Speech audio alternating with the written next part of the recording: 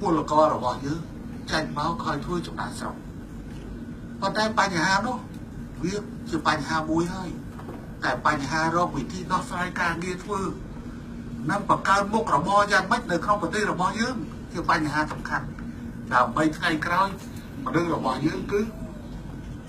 មានការងារធ្វើនៅក្នុងស្រុកហើយរឿងនេះបាក់ក្នុងរដ្ឋាភិបាលម្នាក់ឯងមិនគ្រប់គ្រាន់ទេត្រូវរួមទាំងអស់គ្នាគ្រប់បាក់នយោបាយថ្ងៃនេះមានពីរបាក់ដែលមានអក្សរៈក្នុងសភាប៉ុន្តែយើងក៏មិនត្រូវភ្លេចថាមានបាក់ច្រើនទៀតដែលនៅ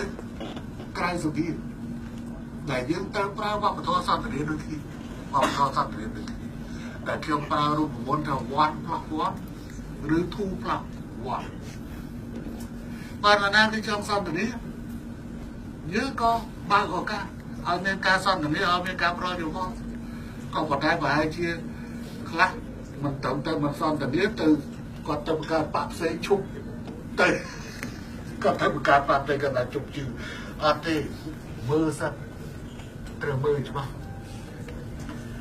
បើមិនតាន់បើមិនលោតទៅក្នុងទឹកទេអត់គេហៅទឹកទេហើយអត់ដឹងថាទឹកហ្នឹងជ្រៅរាក់ផងហើយត្រជាក់ឬក៏ក្តៅមកមិនតាន់តែបានអីផងទៅជាថាអត់មានប្រសិទ្ធភាពទៅហើយប៉ុន្តែសួរថាវប្បធម៌បន្ទូសារាយនេះវាផ្ដល់ឱកាសវាផ្ដល់អីឲ្យយើងបានដកពិសោធន៍រាប់រយឆ្នាំហើយដែលខ្មែរបែកបាក់តាំងពីទឹកដីធំរហូតដល់ទឹកដីតូចហើយយើងស្លាប់អស់ប្រជាពលរដ្ឋប្រមាណរបួសប្រមាណល្មមគ្រប់គ្រាន់ដើម្បីឲ្យខ្មែរយល់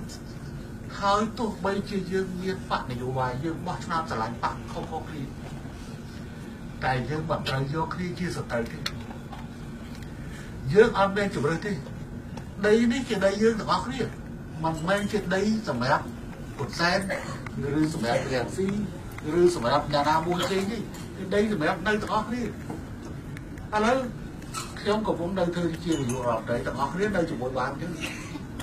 ប៉ុន្តែស្រាប់តែដល់ពេលណាមួយសាប់ឯកឧត្តមសមនាទីនៅនាយករដ្ឋមន្ត្រីប្រឧទាហរណ៍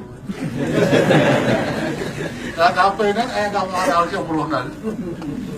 សាប់ទៅធ្វើបាបខ្ញុំដល់ធ្វើបាបខ្ញុំអាកម្លាំងវាយបកត្រឡប់មកវិញគឺធ្វើឲ្យអាដាមរស់នៅមិនសុខដែរ